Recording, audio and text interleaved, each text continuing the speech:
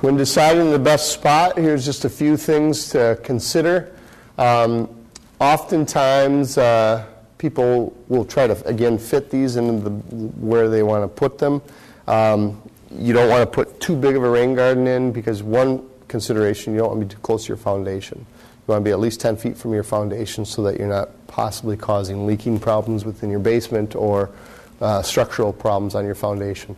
These are different. Obviously, with all the perennial plants and whatnot, they look a lot different maybe than a typical garden. And so trying to integrate it with your landscaping. And as Bernie said, these don't have to be planted. They can just be swales or lower areas. Certainly a grass that is inundated with water often. So if we had a very rainy season and you had just a swale with grass, that might have some issues with that grass surviving that, but for the most part, it's fine, and you would still get the same amount of water credit. Sunny locations are best, just because the perennial plants that you can choose from, the lists, which we do have in this manual as well, you're going to just have more variety and choices in a sunny location. You can keep going, but shady rain gardens also work. You just have a little bit more limitation on the plants you can use. Oftentimes people say, I got the greatest location for a rain garden. It's wet there anyways. And I say, no, that's not where you want to put a rain garden, because you're ponding water. So there's something there that's causing that water to pond. If you start directing water to that, you're going to create more of an issue. So you should not locate rain gardens where water ponds. The way that you're calculating that credit, again, is based on that volume. If you've got a really sloped rain garden, your volume of your basin isn't as much.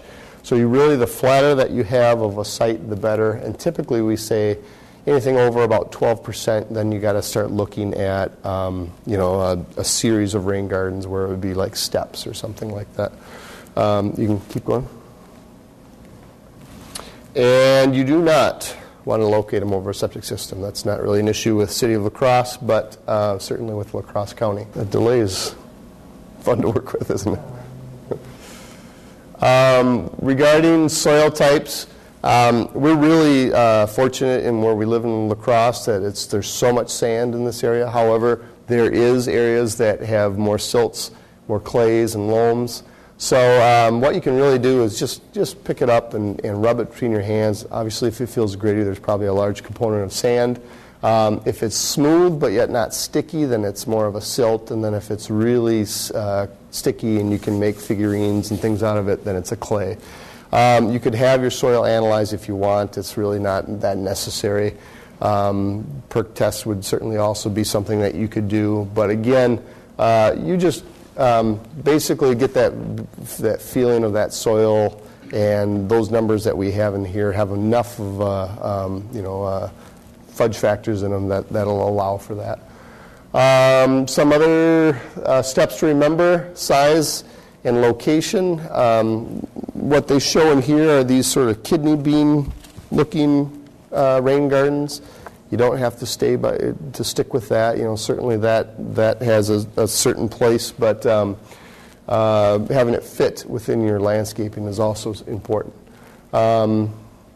Selecting the plants. Plants can be probably the most expensive part of a rain garden, and so really that's where the decisions of the homeowners come in. And then just talking to your neighbors about what you're doing, and so that they understand that it's not going to be a mosquito breeding ground.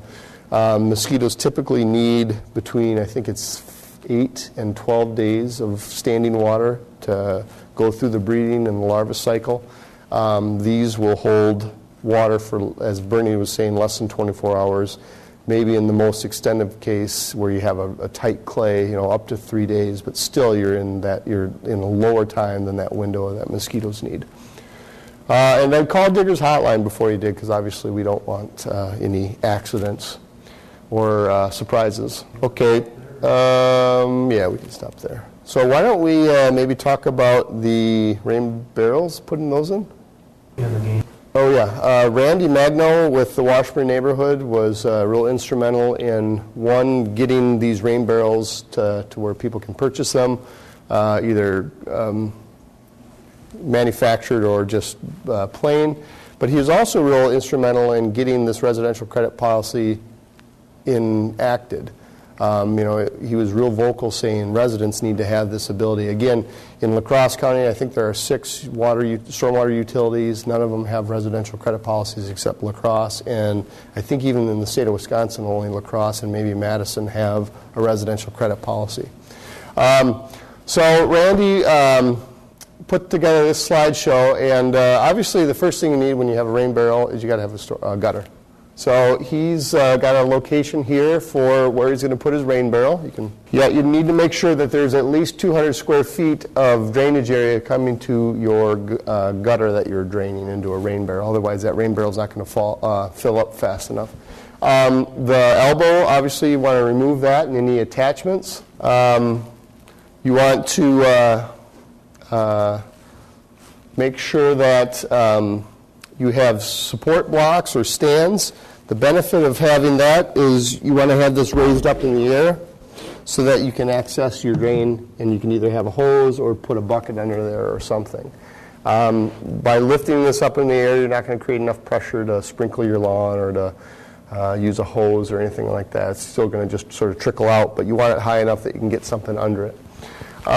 Once you have it up into the elevation that you want, if your drain pipe is coming down here, then you want to hold that elbow up so that you've got a little bit of an arc, so that your elbow is coming down here and then it drops into the screen.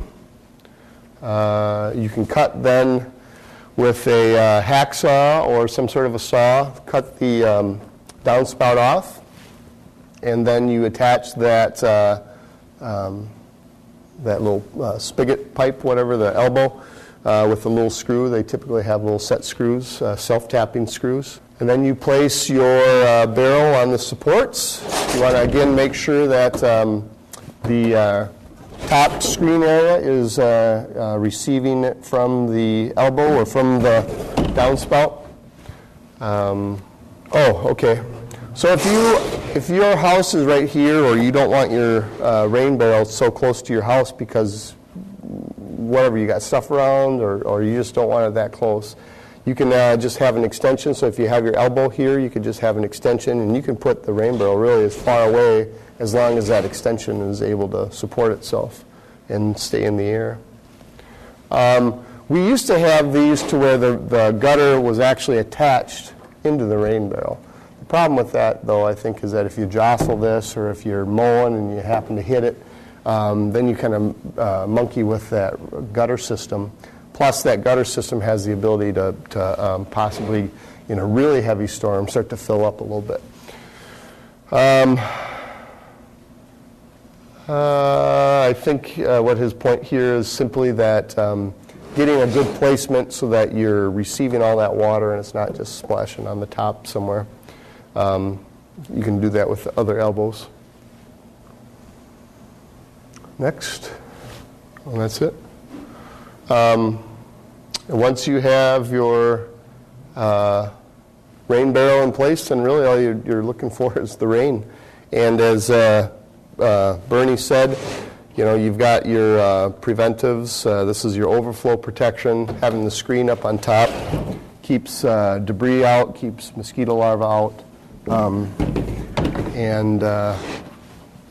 So this is Randy's email and phone number. And he's very anxious to help people with rain barrels, and so you can give him a call. And again, unfinished rain barrels are $12. The key with rain barrels really is just 200 square feet. Make sure you have at least 200 square feet coming. They make bladders that kind of go underneath decks. A 600 gallon bladder, that's like having 12 rain barrels. So you can get a 400 gallon bladder, that's like having 8 rain barrels. And as long as you have then 8 times 2, 1,600 square feet of roof coming through that bladder.